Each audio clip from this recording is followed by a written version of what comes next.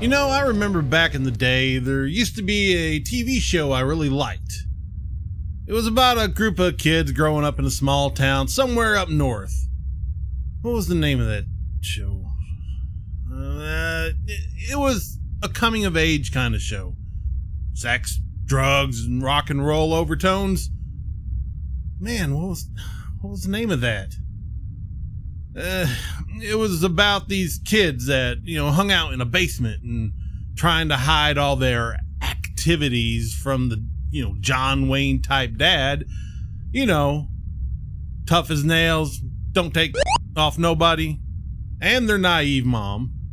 I can't believe I don't remember the name of that show. It took place in the 70s. Whatever. Whatever that 70s show was called, it was one of my favorites.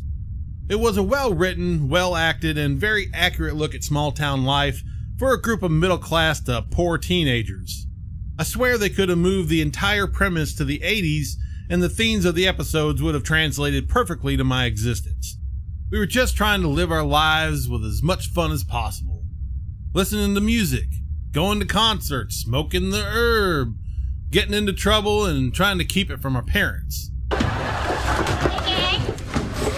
Oh, don't mind me. We'd sneak out to parties, get sexed up in the back seat on a country road, and meet up with our friends at the local hangout spot. And, on occasion, beat the ever-loving out of each other. Oh, my eye, God.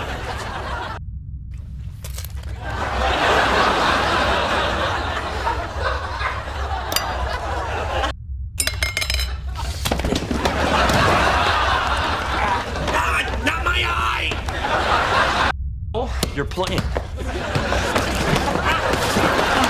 That's my eye! No!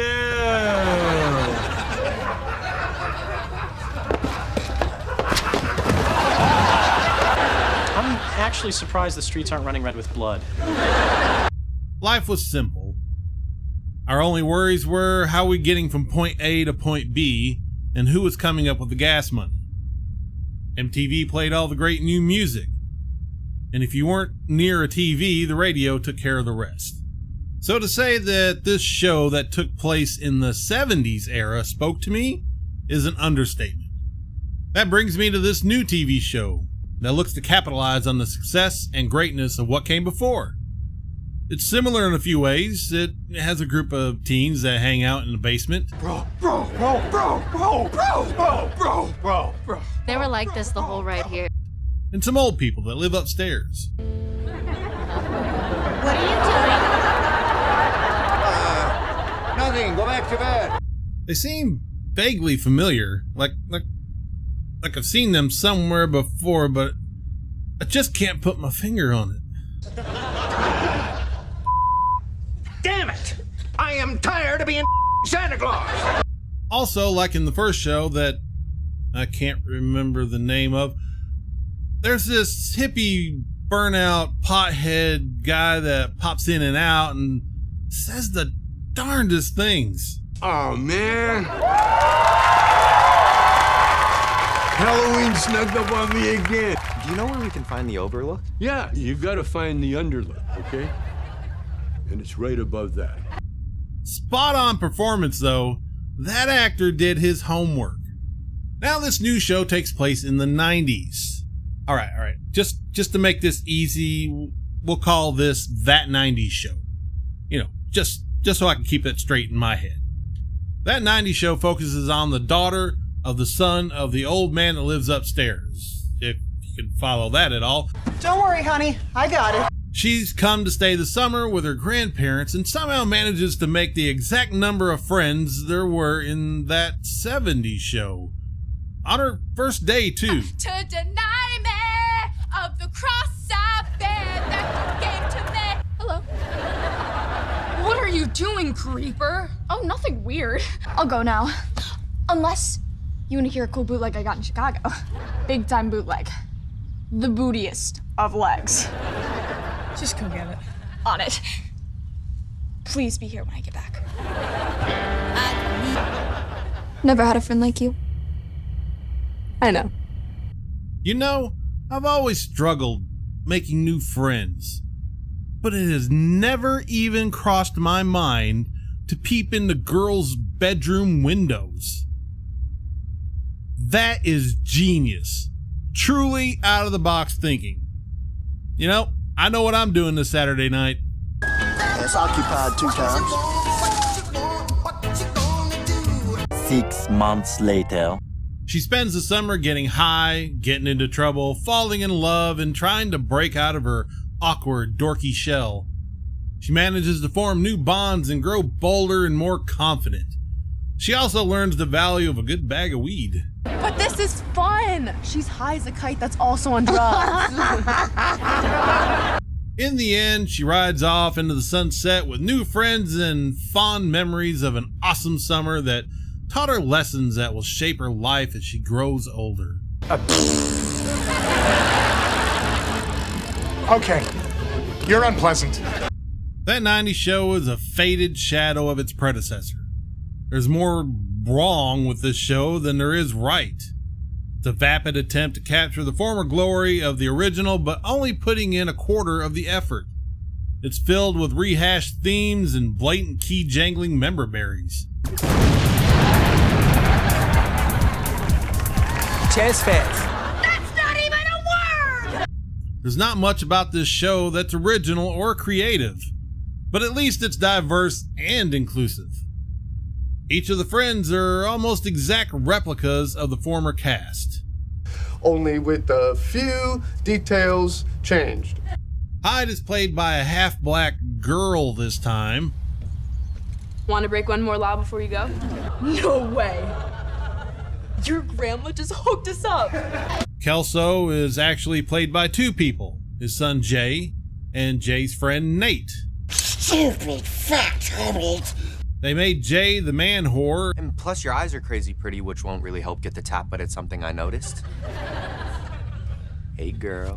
and made Nate the moron. Ozzy, you're killing me, man. I'm trying to think here. I know.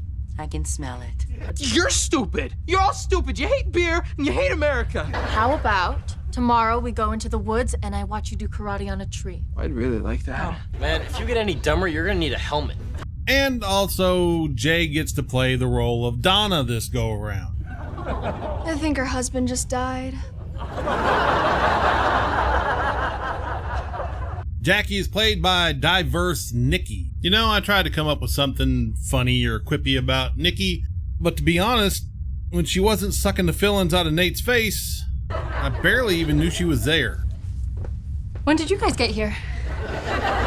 We were making out. Eric is played by his daughter. Leia Tatooine Foreman. You. You. And last but not least, Fez. He's being played by Ozzy, the token foreigner who talks weird. Only difference really is he's Asian, gay, and not funny. Bro, I want to support you, but you gotta stop with the fake Canadian boyfriend. Oh, he's real as hell. Virgin. If they make a season 2, they should really think about recasting. Sorry, the position of annoying talking animal has already been taken. One more thing. Bob is being played by Sherry, the mother slut of Gwen and Nate. That's what you're wearing to break up with the guy? She's fun, dumb, and open for business. Yesterday, I caught Nate on the roof trying on rollerblades. I was pregnant with him for 10 months. The doctor said it was okay, but I don't think it was. And she lives in Bob's old house, which happens to be owned by a particular member berry we all love to hate.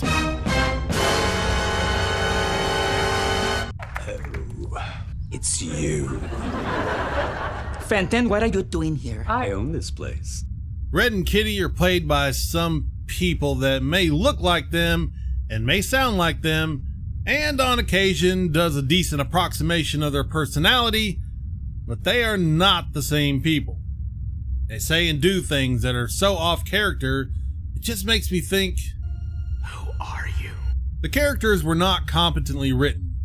It seems the writers only had a surface level understanding of who these characters were, and they were too busy thinking about diversity, inclusion, and equity that they missed the part where the writing was supposed to be funny. Let's take a dip into the writing pool to find out what stinks.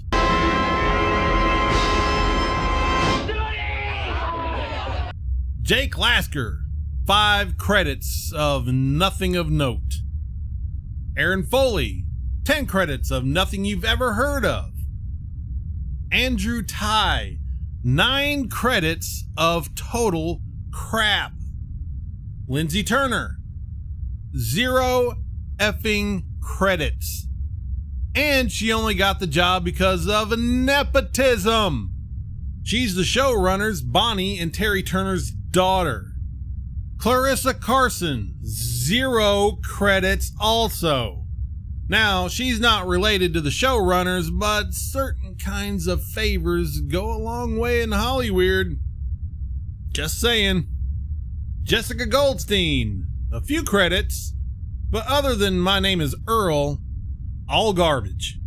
Chrissy Petrosh, the same freaking credits as Jessica Goldstein. What the F? Are they the same person, or are they just conjoined twins attached at the head and they had to give her credits because they share a brain? Tommy Johnigan. His best thing was Man with a Plan, and that was just mid.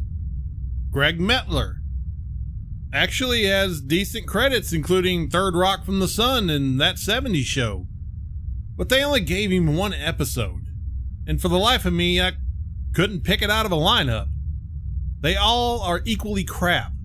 I'm sure they had him caged up in the back somewhere and beat him with a sock full of soap whenever he tried to write outside the lines. This is the way. This is the way. This is the way. And for the love of pork, don't get me started on the cast. They either have no acting credits or they come from Nickelodeon and the groomer Disney. Which kind of makes sense. If you've watched any amount of 2000s era Nick and Disney, this show has the exact same assembly line stink on it. They tried to take a group of kids trained to act in unrealistic, idealized rainbows and lollipop kids shows that still have that Disney stank saturating their acting abilities, and toss them into a more realistic, grittier, drugged out, sexed up rock and roll existence and just set them up for failure. So you cooked up a story and dropped the 6 of us in a meat grinder. This type of show requires more of a darker sense of humor from the writers and the actors. I can't buy that these kids have grown up in this type of lifestyle. They don't know how to sell it because they, like most modern and up-and-coming actors and writers, haven't truly lived it.